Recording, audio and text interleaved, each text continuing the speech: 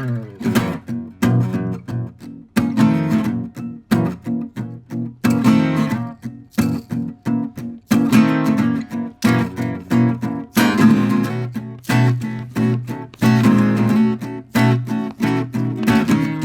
back, everybody, to This Is My Bourbon Podcast. I am your host, Perry, and I hope you've had a good week. Hope you're doing well. It's Friday night for me. I just got done streaming for a couple hours on twitch.tv/mybourbonpod with my friends Miranda and Josh, playing a game I had never played before called Pummel Party is what it was.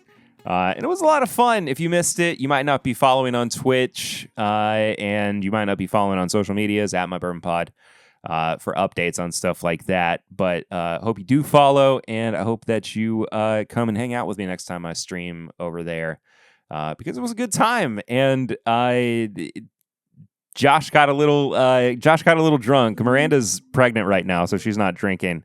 But it was quite wild.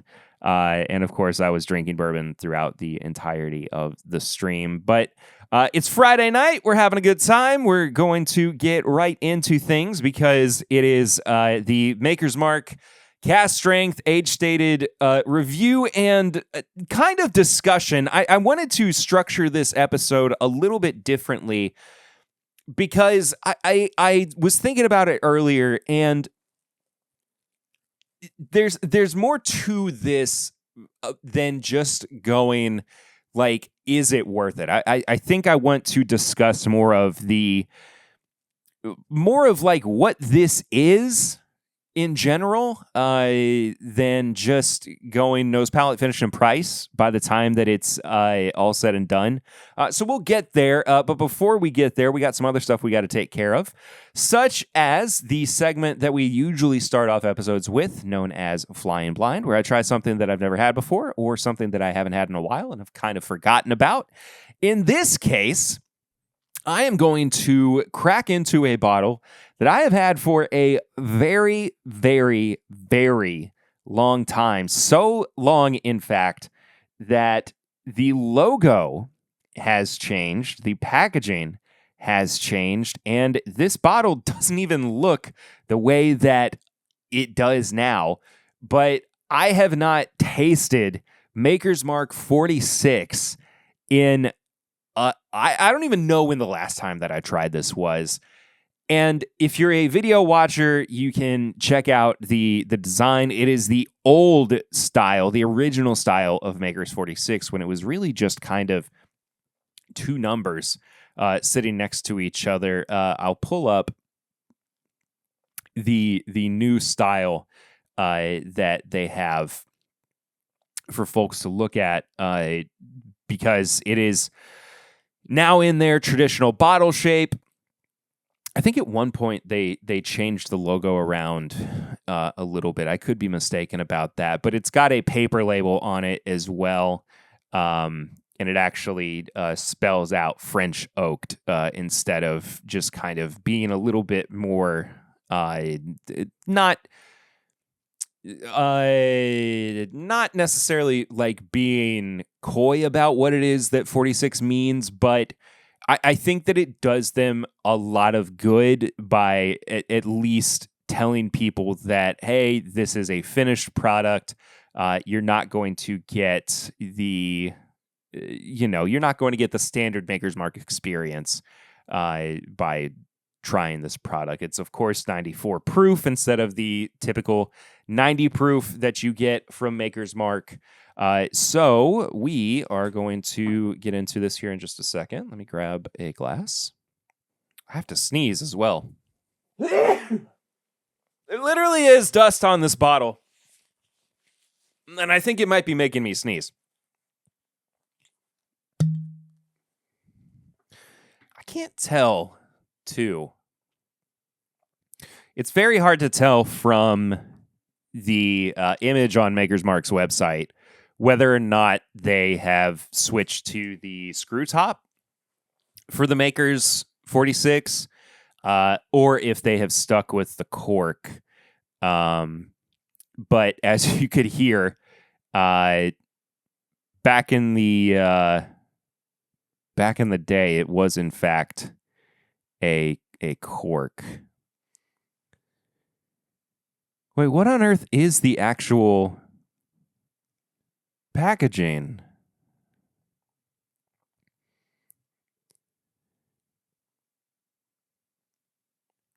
Do they have it? Wait. Have they... Is this the actual packaging now with the red label? Or is it the tan label? Very unclear. Makers needs to maybe do a little bit of refinement with some of the stuff on their website. I don't know. I will say, I was a fan of, and I kind of miss this old rounded shoulder bottle shape. They pretty much did away with it around 2020 into 21, 22, if I'm not mistaken, because there was a glass shortage. And they had to kind of consolidate some of the production that they were doing on their bottles. And so a lot of their product wound up being in the same bottle shape. The same was true for Maker's Cask strength, too, which, again, we're going to be talking about here in a little bit. But what that led to, and I think wound up being a positive for the Maker's Mark line, was and I'll show it to you as kind of a... do this without looking. Never mind, I had to look. But the new taller bottle shape that this supposed limited edition, limited bottling Maker's Cask strength with the age statement on it shape is, which is just kind of like it's roughly the same height as the rounded shoulder bottle was. But so it's, very close to the standard Maker's Mark bottle, but it's just taller, essentially.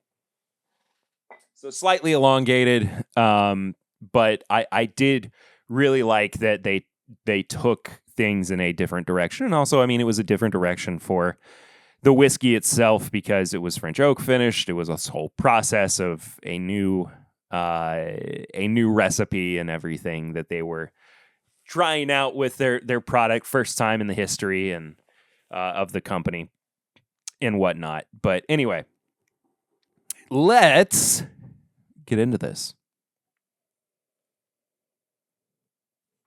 This is not just, mine, but for so many people, their first introduction into French oak finishing for bourbon, for whiskey really in general. And what I love about it is a very subtle way of also giving people a different aspect of what double oaking can also be without explicitly saying that it is that process. And I guess it's not technically a full double oaking in the sense that you're putting it in a full second oak barrel, but the Maker's Mark process for finishing is using oak staves with different properties to achieve a new profile, I suppose. It's much richer, I feel like, than I remember. The color's quite nice, too. Kind of a golden honey. I like the nose, for sure. All right. Cheers, folks. Oh, man.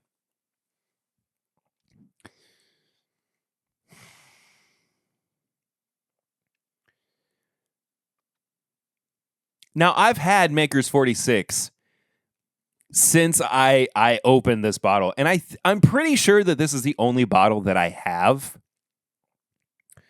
of 46. And again, it's fairly old. I don't remember exactly. Let me try to make out the laser code here. when I got this bottle, there's no way. No, it can't be 2014. Because that's right when I would have turned 21. 2019, maybe?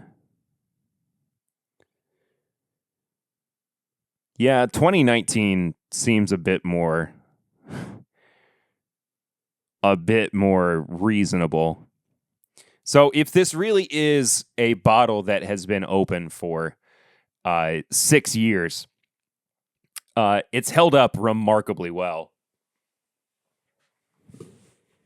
I guess when I got this bottle of 46 is the last time that I had it.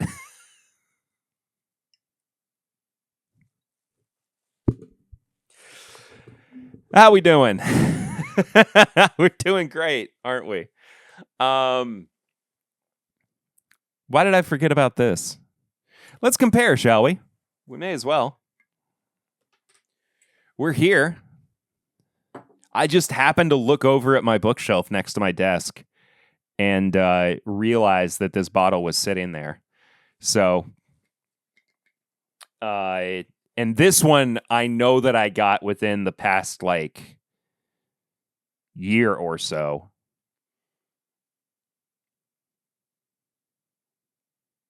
And I'll be honest with you, I really can't make out what the laser code means. And here I am confirming my own suspicions, my own questions about what they did with the cap. And they did turn it into a screw top. And they got rid of the cork. So, mystery solved. If you've written in angry tweets, please delete them. I apologize. Just, we've all now figured it out together.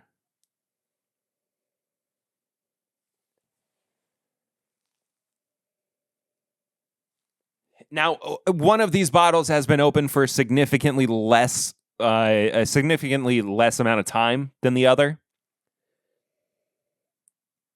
But there is more of an alcohol ethanol burn on the older one for some reason.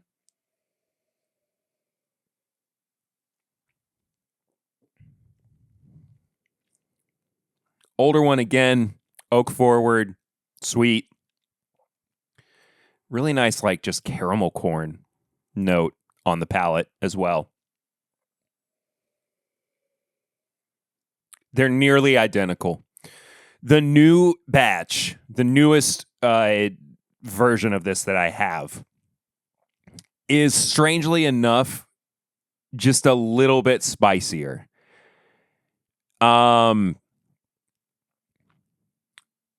It's not a huge change. And I think this speaks to a lot of the consistency that Maker's Mark has year after year after year, batch after batch after batch. And we'll talk about that a little bit more with the cast strength stuff because I think there's more variability in there. But in this particular case, with a product that is, it initially was supposed to be kind of a swing for them.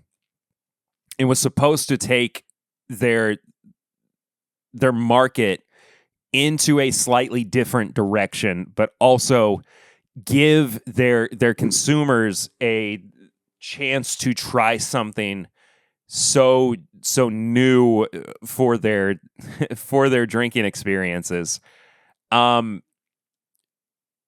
It's very impressive that, and again, if this bottle is from 2018, 2019, it's very impressive that they have been able to maintain this level of consistency for that amount of time. I mean, this is spectacular to try side by side. And it's just very good too. I mean, honestly, 46 and Makers in general, just as an everyday drinker, for me personally, is not something that I typically will go to.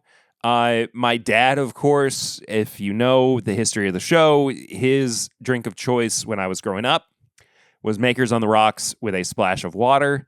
And so I've always kind of associated Maker's Mark with just being kind of the face of bourbon in some ways. But all that being said, though, it's refreshing and kind of a nice change of pace to go and try 46 again after not having had it for a hot minute. So it was fun. It was good. I want to talk about what I have been drinking recently. I got to hang out with Chad Watson, my daily bourbon, last night for my live stream.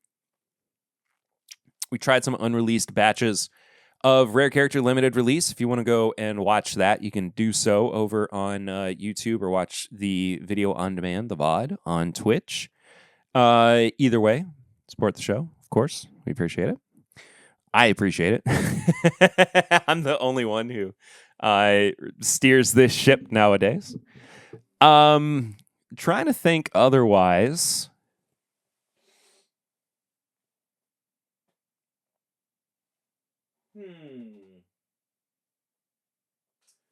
Oh, I'll tell you what I did. I celebrated Papa Ritter's birthday this past weekend. I brought over for him some fun stuff to drink on. I brought one of the A. Altschuler bottles that I got sent. The one of the bourbons from the Woodwork Collective that we've done some content on before and talked about on the podcast before. Of course, this was one of their blends that had 10, 18, and 19-year-old bourbon in there, and just phenomenal. I brought the Calumet 15 over because why not? just a fun pour to have, and I still hold this in my heart of hearts that it might be one of the most hidden gems on the market that you can just go into basically any big box liquor store, or really, I mean, some mom and pop shops too, and just get 15-year-old Barton for $110. I think that is a steal. I think that you are doing yourself a disservice by not having a bottle around if you can afford it. But it's such a great product on its own, and it's not like the 16-year is that much more expensive either. It's like $125, I think. I need to review or at least try the Bottled and Bond that Calumet has put out. It's $100. I just need to get around to it sometime. But yeah, just a couple fun special pours. And then last night on my way home, I was like from streaming with Chad, I was like, you know what sounds really good? Just some big old Miller High Lifes. It's just Miller High Life, you know? And so I stopped at the corner liquor store on my way home, and I grabbed a 6-pack of Miller High Life, and I had that, and it was perfect. It was exactly what I wanted. Like, I almost, before I started recording, grabbed one just to have like on the side while I was recording. Like, I'm still even considering doing that while I'm sitting here and talking too. Also, sorry I'm stuffy. I don't know why. I think it's because the weather has been changing so much, and I'm just kind of stuffed up right now. Okay, so let's shift our attention now to the main topic of conversation and our main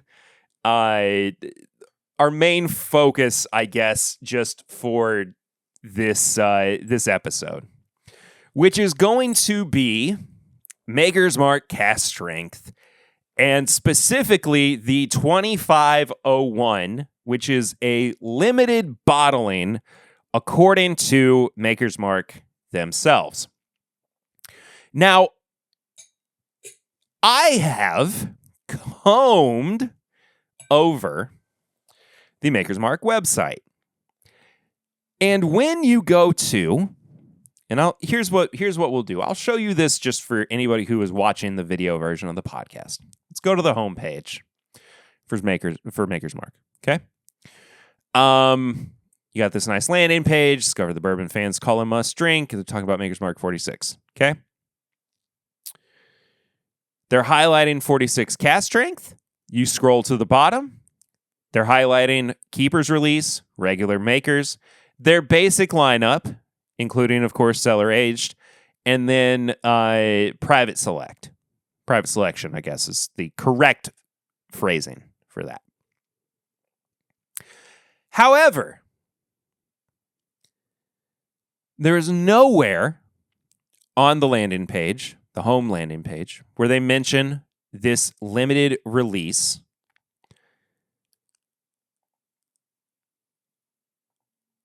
of this cask strength. And even when you go to their limited release bourbons page, they don't mention it. They have the wood finishing series. They have cellar aged. They have Greats of the Gate 2025, private selection, and global travel exclusives. But nowhere is the cask strength age stated release mentioned. Just to confirm, going through all the other pages, see, just in case, that it didn't get slipped in somehow. No. Okay, so I'm going to go back now to the regular Maker's Mark cask strength page. Not even on this page do they talk about Maker's Mark cask strength with the age statement.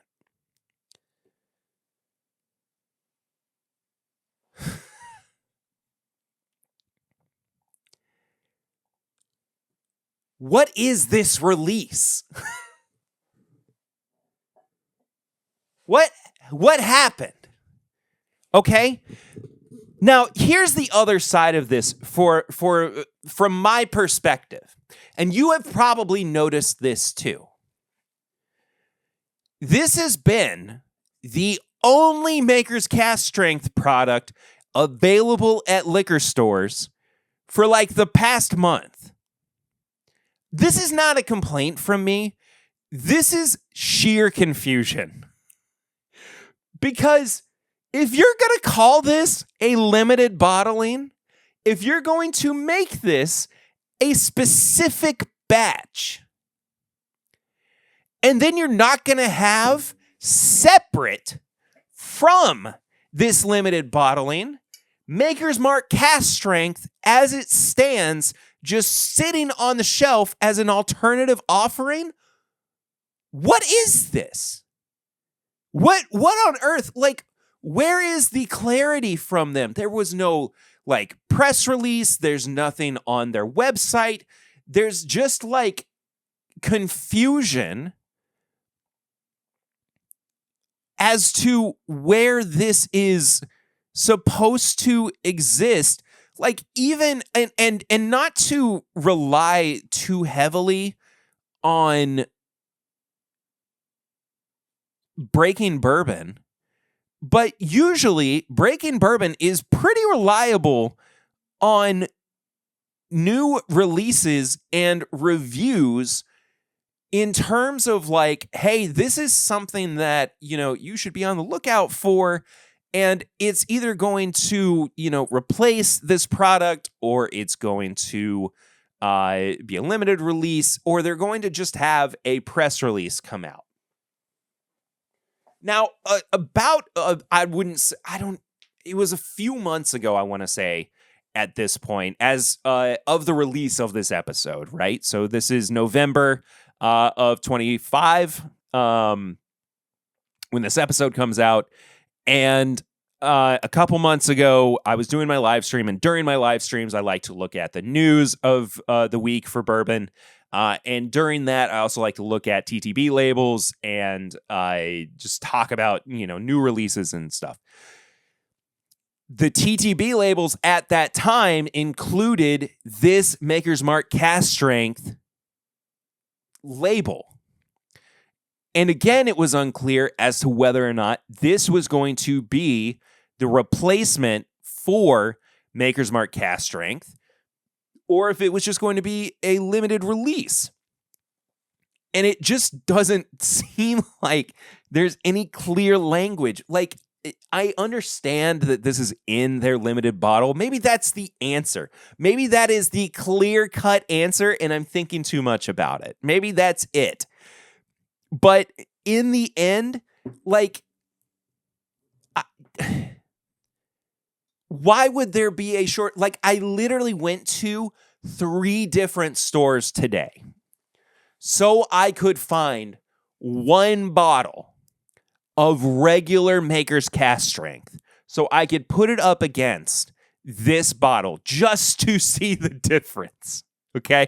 This is not a gripe about the amount of work I had to do. This is not complaining about the shortage. It's just pure confusion. What is the age on the Cask Strength that's in this? Is it actually 7 years and 2 months? Has it always been that age? If so, what's stopping them from putting an age statement on this product at all? They could easily do that, I feel like, and not have to make it a limited bottling.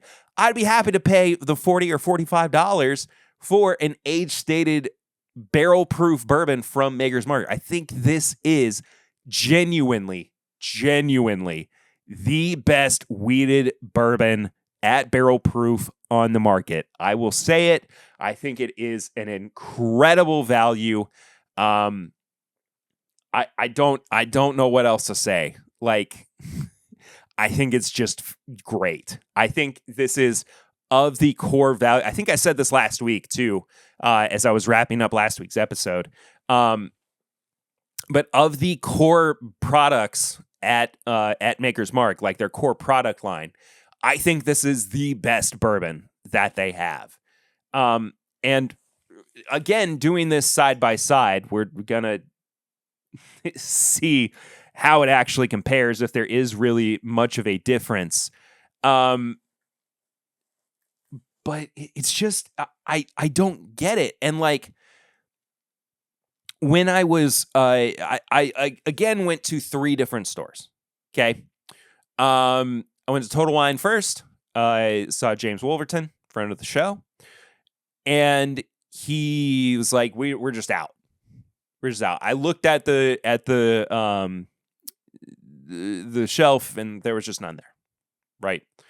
I was like, "That's kind of strange," and so I drove over to Liquor Barn, and I was just kind of looking around the age-stated bottles, and the clerk that was there was like, "What are you looking for?" And I was like, "I'm just trying to find a regular bottle." And he was like, "We haven't had any in for a while." And he told me to go look at the display that was near their deli. There was none there either. No big deal. And so I ran over to the Meyer liquor store. Meyer's just a grocery chain for anybody who doesn't know. I don't know if it's Southern specifically, or if it's regional, at least on this coast of the United States. But all that being said, though, that was where I finally found it. And I walked in, and it was the last daggum bottle on the shelf. And I said to the guy at checkout, "I've been all over the place looking for this bottle." It was on sale, too. It was for $40. He was like, "That's because they don't have any. There was a shortage with the distributor." So it seems to me like this is being replaced. The non-age stated edition of this cask strength bourbon is being replaced by the age statement. But if that's the case, why put it in the limited bottling version and call it a limited bottling? It's just like, I feel like Charlie from It's Always Sunny with his big cork board and all of the yarn and everything, and just having no particular answer for this. But if Maker's Mark would just be clear about what they were doing with this release, I wouldn't have this conversation. I wouldn't have the confusion. I'd be like, we're just going to do a review. We're going to compare it to regular Maker's Mark cask strength, and we're going to move on. But that being said, though, I at least want to share with you, and maybe you've had these same, points of confusion as well, and we can not necessarily commiserate, but at the least, we can work through it together. So all that being said, let me know if you have also found out or found yourself in this same or similar scenario in the comments. Send me a DM, tweet at me, whatever, because I am just very curious. Send me an email, whatever. I gotta know. Like, I can't be alone in this. I feel like I'm. If there's one of us, there's many of us. Anyway, fresh crack on the non-age stated Maker's Cask Strength. This is batch 2306. It's 109.5 proof. Lord. And then we're going to pour a little bit of the age stated. Now, if you don't know, this is 7 years, 2 months, 112.6 proof. And I did not fully think about this. Hang on just one second.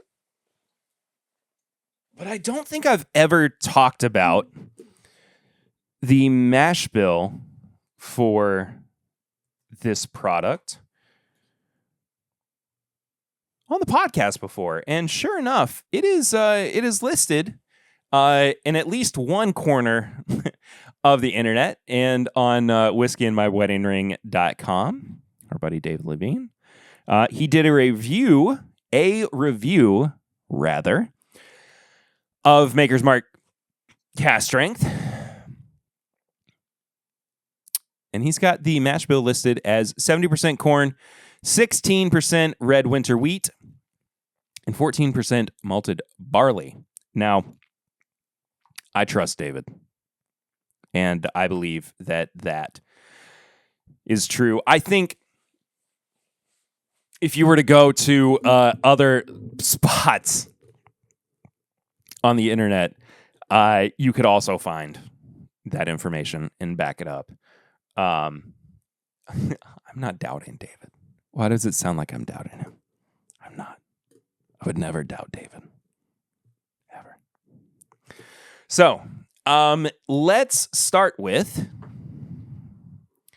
the 109 proof non-age stated bourbon.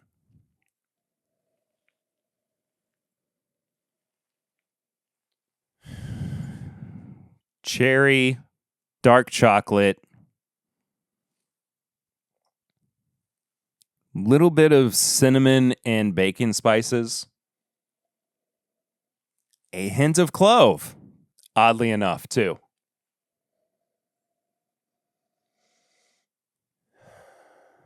Not a lot of ethanol burn, which some batches of Maker's Cask Strength can get. This is something I also wanted to talk about. I do love Maker's Cask Strength. I think that there are some batches that are better than others. Once it kind of crosses that threshold past 109, like into 110, 111, 112, I think that's when it really shines. But what are you going to do? I was kind of at a loss. This is the only bottle I was able to find again. So had to do what I had to do. All that being said, though, it smells great. I mean, it really does. All right. Let's get into it. The finish is a little thin. The finish just kind of goes more toward, oh, you know what? As I'm talking through it, it's starting to show up a little bit more. But there is this moment, and it's almost like it's a distinct separation, almost like you would find between, if you were watching like a play, signaling the end of the second act and as the third act was starting, where there is like a puff of alcohol that just kind of like, and it disseminates from your palate and it moves into slightly sweeter notes, little bit of the bitter alcohol, or excuse me, the bitter barrel char. But it's really pretty solid overall. Cherry syrup, dark chocolate. It's really consistent from the from the nose to the palate. Funny enough. Yeah. I like this. I don't just like this. I love this. It's again, I think really phenomenal. I'm starting to get a lot of cinnamon on the back end. I feel like I'm breathing fire. Got a little cinnamon mint. Huh. Interesting. Okay. 112 proof, 7 years, 2 months. Supposed limited bottling. The one thing that I'm noticing on the nose.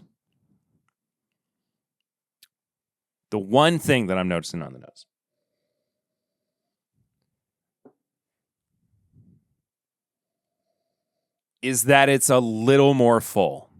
Not like by a wide margin, but at the very least, it's enough to point it out.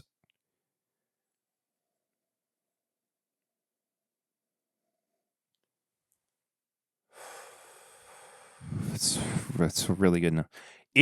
It does have a French vanilla note that was not there on the non-age stated version. But overall, it's largely kind of the same.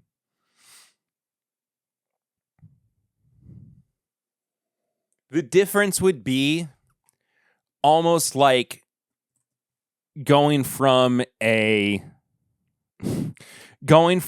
one private selection that is missing a couple of barrel staves to another that has those 2 barrel staves added in, I think is maybe the most approximate way that I can put this within the confines of Maker's Mark.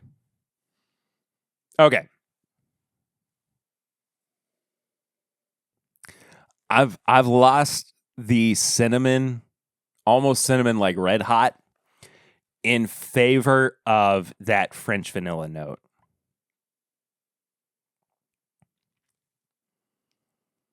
The cloves kind of coming back though.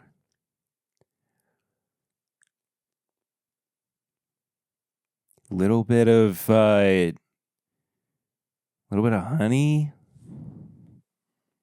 Hang on.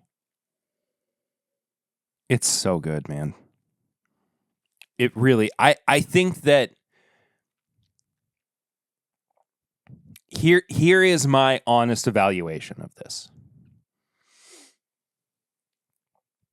If this is the next, like, just evolution or step up for Maker's Mark cask strength,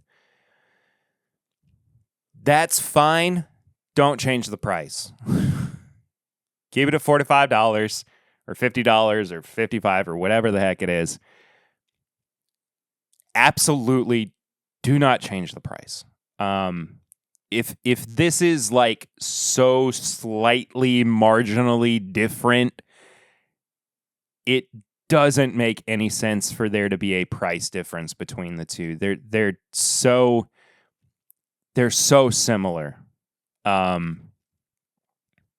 Which, I mean, maybe is another testament to, the lack of variability between batches. Like, honestly, again, maybe these non-age stated batches always kind of had something close to, if not at 7-year bourbon in there.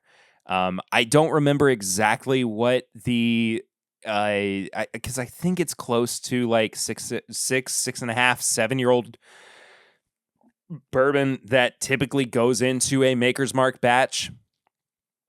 But either way, it's so funny too, because it's very obvious that we have this notion of, well, once it has the age statement on it, we know that the product itself is going to be better because it's going to be older than what it was before it had the age statement put back on the label. And it might not always be that case, I mean, it gives them a window of grace at distilleries to use younger product while also what is that word? While also being able to blend in older whiskey to balance it out. But, they're not beholden to the age statement of, well, we have to put in 7-year, 9-year, 12-year as the base product, because that does take time. With all that being said, though, if Maker's Mark is just actively only putting 7-year bourbon as the youngest product in there, why wouldn't they just do that as an age statement? I think that's, just kind of, it's pretty admirable, I wouldn't have any problem with it. I think it just works for them. Let me go back and forth a little bit here too, because I don't know what I need to really kind of hone in on what the distinct differences are between these two. Regular cask strength, mellowed out a little bit, kind of lost that cinnamon note. Really good. Dang it, man.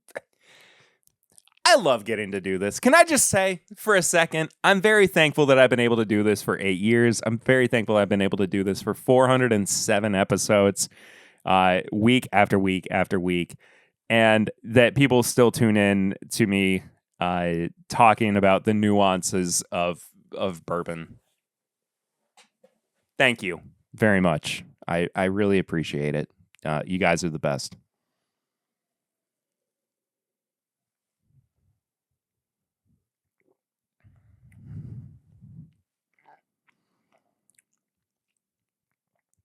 There's not even like, I mean, maybe slightly more oak.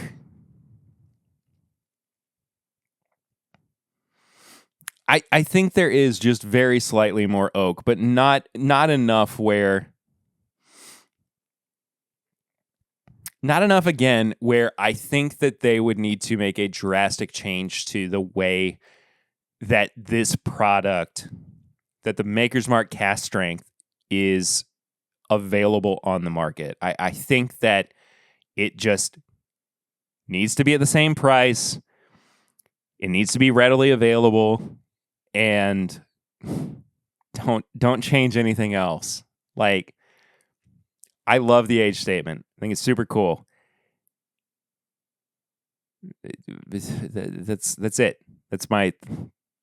I think that's my review. Like, I don't feel the need to like fully dissect this in a way that gives it numbers necessarily, because this, in a way, while this is very good, it's not like, it's just not that much different. Maybe I'm wrong. Maybe I found the one single batch that had like 7-year period bourbon in it from Maker's Cask Strength, and the 2 months really made it a huge difference. But if you have also done this, again, please let me know, because I want to try this with other batches, or if there are, different iterations of this that deserve to be observed, I would like to know, or I'd like to try it. It's just like, I mean, again, like, this is what, 2306? So it's not even like a batch from last year, or even like the oldest batch from 2014 when it first came out. This is a really recent batch. But again, not the most recent batch. It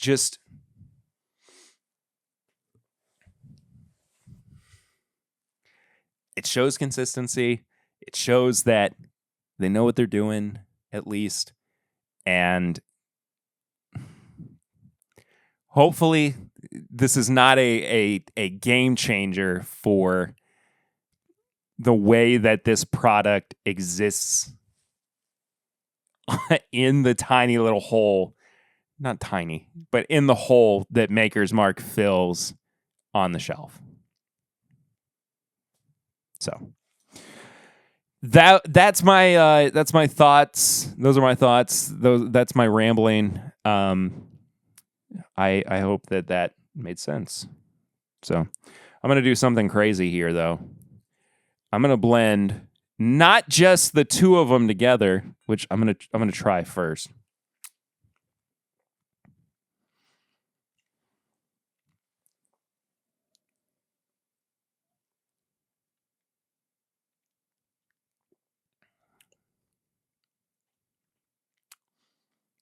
It just, honestly, that tastes like I just blended the same two. I just poured leftover bourbon from the same bottle into from two glasses into the same glass. I had some 46 left over as well, so I'm going to pour that in here too.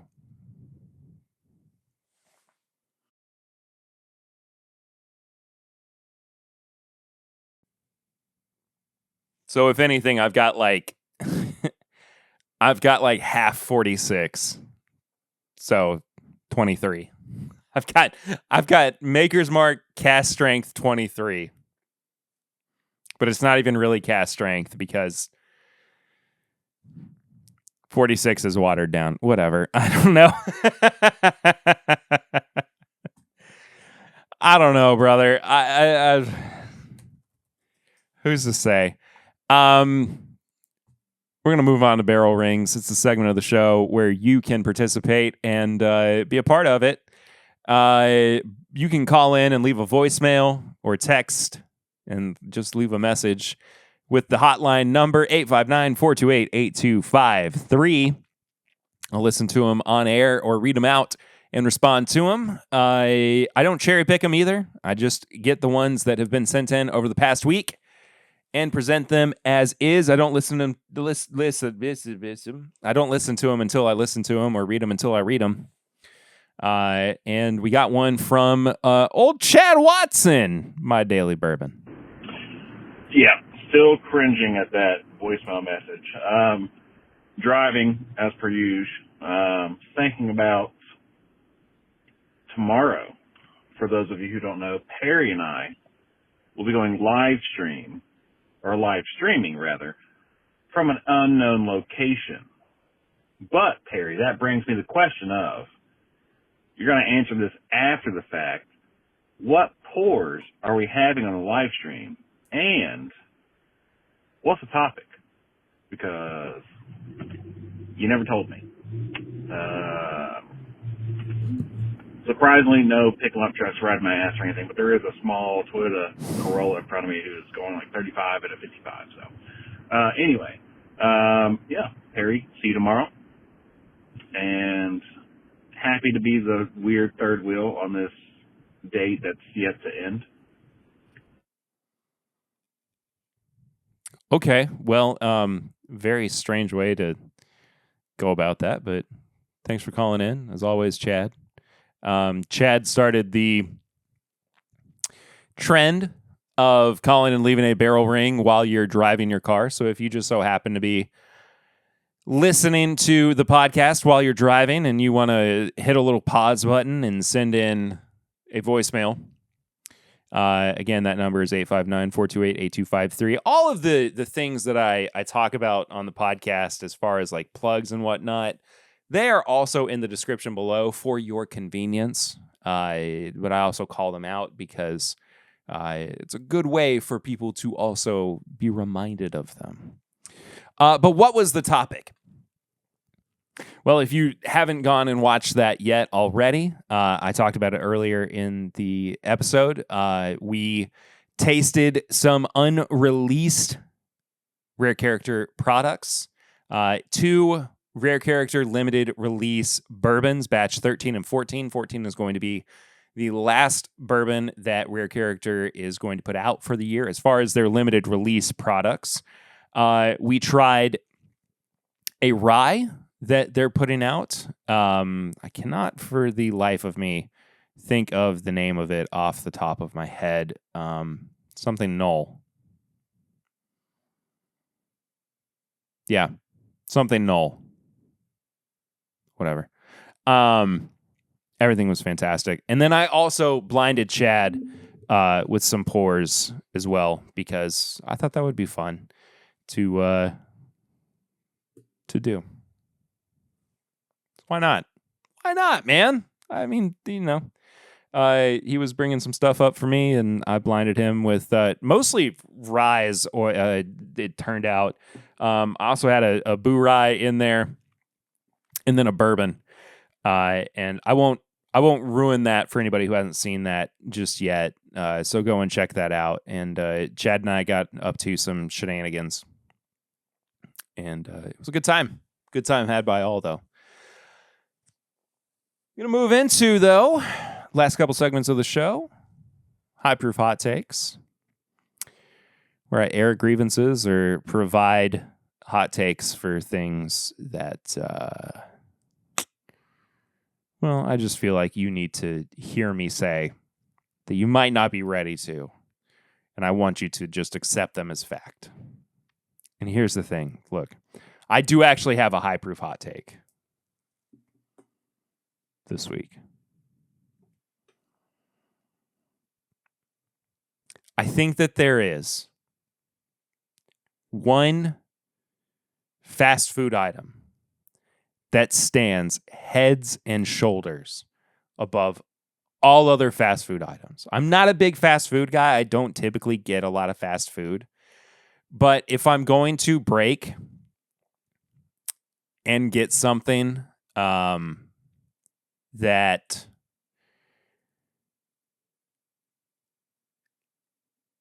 is spectacular, I'm going to a place that is already not at the top of people's lists, but hear me out, okay? It's my segment. You're already listening to my podcast. Just bear with me, okay? I'm a big Mediterranean food person. Mediterranean, Middle Eastern food. That's where I typically go for. That is my sweet spot. There's not really an option for that with fast food, except for one place. And that's Arby's. They have a Greek gyro that is absolutely spectacular. It is as good as any mom and pop Greek restaurant you go to in town. 9 out of 10, 9.5 out of 10, whatever. No onions, extra meat. That's the way I get it. Get it. Try it for yourself. Tell me I'm wrong. I will fight tooth and nail for this. It is so good. If you've never had it, please try it. My high proof hot take for the week.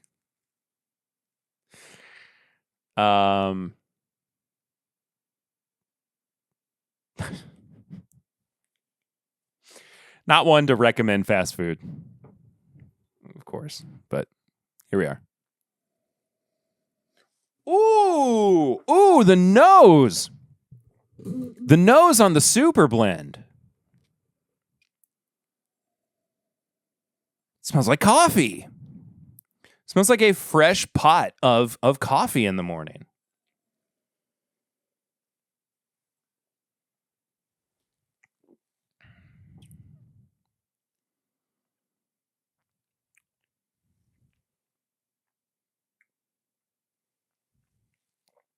That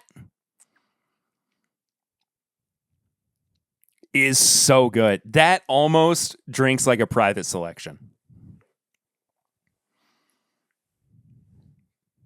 That is crazy. I'm a big fan of that. Okay. Tips and bits, segment of the show where I recommend things that you should watch, read, listen to, check out, that I have also been enjoying over the past week or so. And I'm just going to say, it's not always bourbon related. Sometimes it is. It might just be the easiest thing for you to do is take half a pour of Maker's Cask Strength and half a pour of Maker's 46 and blend it together. And brother, let me tell you, you got yourself a stew.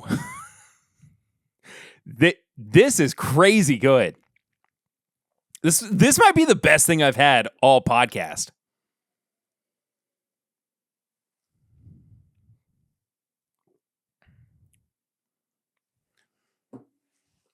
Shut it down, man. Shut that down.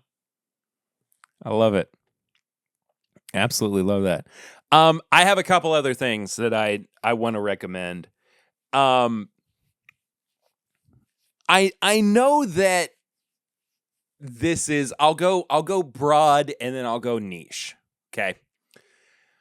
I know that it is very popular right now, and I know that everybody has talked about it, but I want to at least give my seal of approval to K-pop Demon Hunter, because we watched it with Eden, our 5-year-old, last week. Yeah, last week. And I loved it. I thought it was crazy, crazy good. This is, I mean, nothing new for anybody who has heard anything positive about this movie. But it's on Netflix. It's about a K-pop trio who are also demon hunters, which if you needed a little bit more explanation about it, there you go. But the music is incredibly catchy. The animation is phenomenal. It reminds me of Into the Spider-Verse, or the Spider-Verse movies, really, to be honest with you. it's just good. Like I wasn't even really entirely expecting it to be as kid friendly as it is, and for it to hit as hard as it did with my 5-year-old with Eden, it worked great. Like truly, it was super super good, and very engaging, and as somebody who is, and you thought that when Eric left, you were going to stop hearing about anime and manga, but no, sir. I still watch stuff. I still read stuff, but I don't talk about it as much because I'm not as encouraged to, because he's not here anymore. But as somebody who does believe in and want to encourage, reading Eastern cartoons, really watching Eastern cartoons, reading, that stuff. I think it's like a really good gateway for kids into it, and it's a good way for, like, if they're interested in it, like past that, I think like even Dragon Ball is such a spectacular story, an accessible story for kids too, which is already an adaptation of another pretty famous fable, which I won't go into here because there's a lot about that. But anyway, yeah, K-pop Demon Hunter is awesome. I really loved it. And then I will go more niche. Again, of course, what are you going to do? I'm a dad. Sometimes there are kids shows that I can't help but recommend. This one came as a surprise. And Lucy, my wife, said, you should put this on for Eden. It's low stimulation. It's only got a couple of seasons, but she said like she had heard about it. It was something that we should try out. She just had heard that it was phenomenal. It's on Apple TV. I don't know where it is internationally, but it's called Lovely Little Farm. It was originally like a British show, or at least the actors are British. It's just so gentle. Like I don't know a better way to put it other than gentle. And the characters are inviting, and it feels like lived in world, but it's also a little bit hyper realistic, which is fun too. I mean, you're not, why should you feel, like everything has to be the most real when you're a kid. It's just good, it's good, wholesome TV. The characters live on a farm. They've got animals that they're trying to raise. I think in the first episode, this is not really a spoiler, but they discover an egg that they all decide they need to take care of. And I will not go any further than that, because if you've got kids, you're going to want to watch it with them. It's just a fun relaxation tool. And that, I think, does it for this week's episode. This was a fun one. I really enjoyed doing this, and my brain has been working on overdrive about this release for some stupid reason. And I hope to do more stuff like this so that I'm not firmly lodged into just reviews in the future, because as I've talked about previously, like I don't want to only do reviews where it's like nose, palate, finish, and price, and let's talk about only tasting notes and everything, but like let's discuss what this means for the market, and let's talk about what this means for the community and whatnot.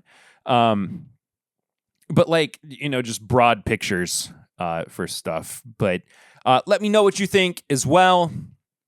If you enjoyed the format of this episode, I know that again, as I'm flying solo I've been flying solo over the past 6 months.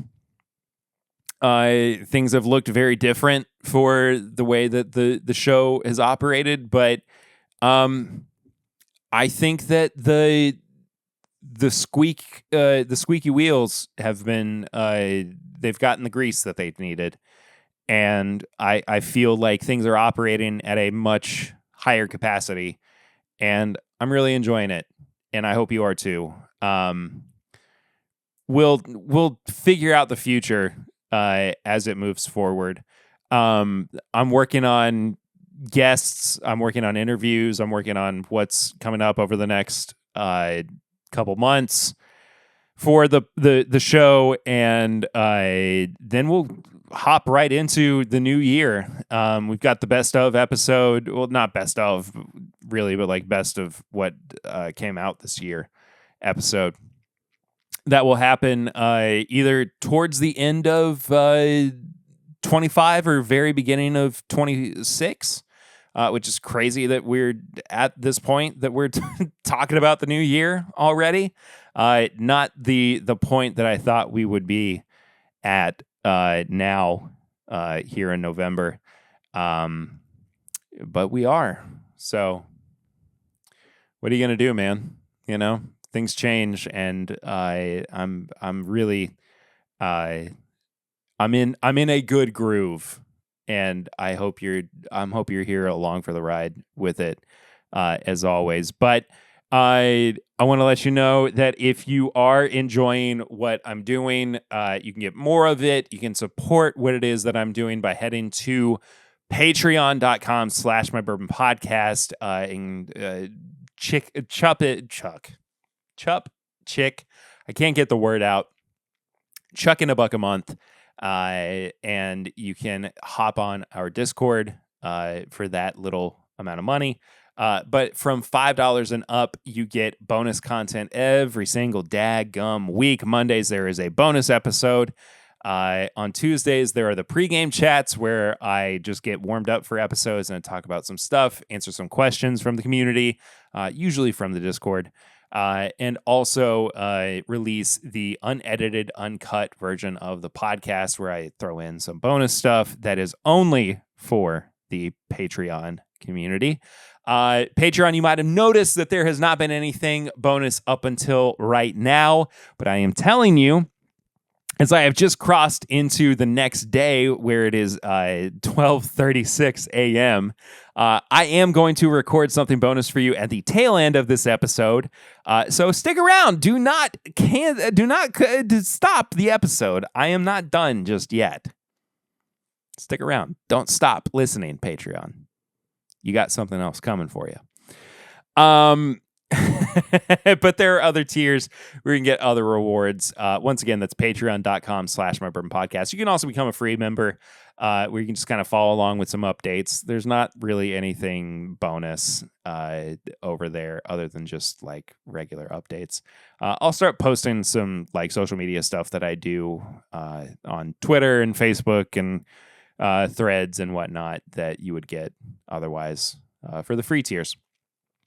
You can follow, speaking of social media, the social media accounts at My Bourbon Pod everywhere, basically, because that's where I am.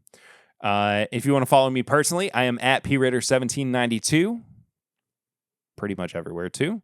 If you want to send questions or comments via email, that's thisismybourbonshop@gmail.com. You might be asking yourself, why on earth is it This Is My Bourbon Shop?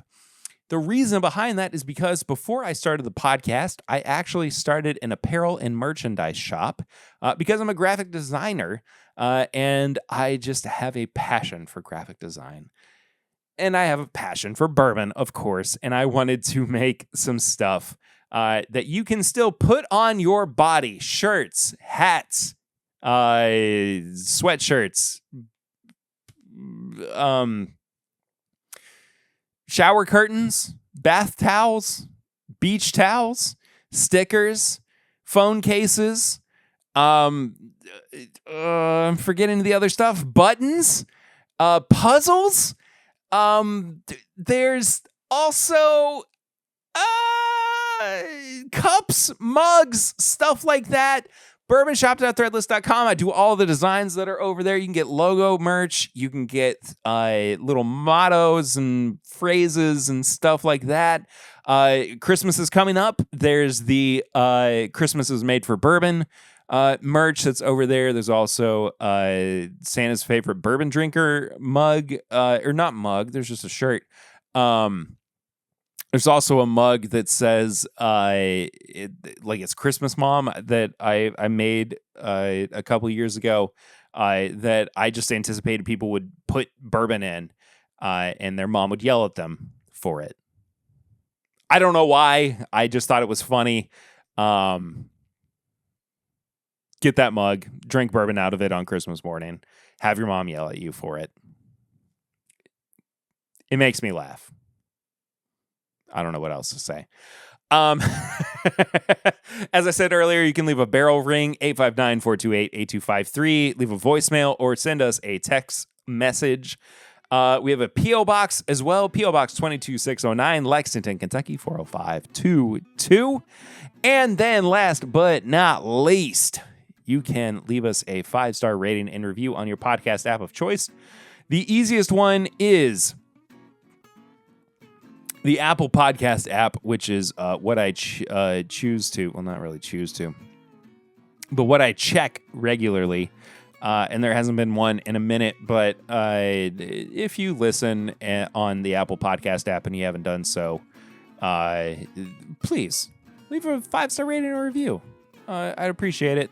And I'll actually read it out here on air as well. That does it for the main episode of the podcast. Patreon's getting a little bit bonus stuff here on the tail end. But next week, I am going to change things up just a little bit. I know I've been kind of loosey-goosey with the way that things have been on the show.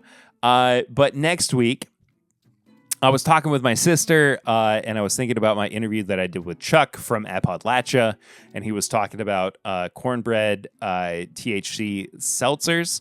And I think, what the heck, we're going to do a little review of some of those. So next week, cornbread THC seltzers. We're going to do some reviews here. So tune in for that. I'm very excited for that episode, but I hope you have enjoyed this one. I will see you next time, though. Until then, I am Perry, and this is my Bourbon Podcast.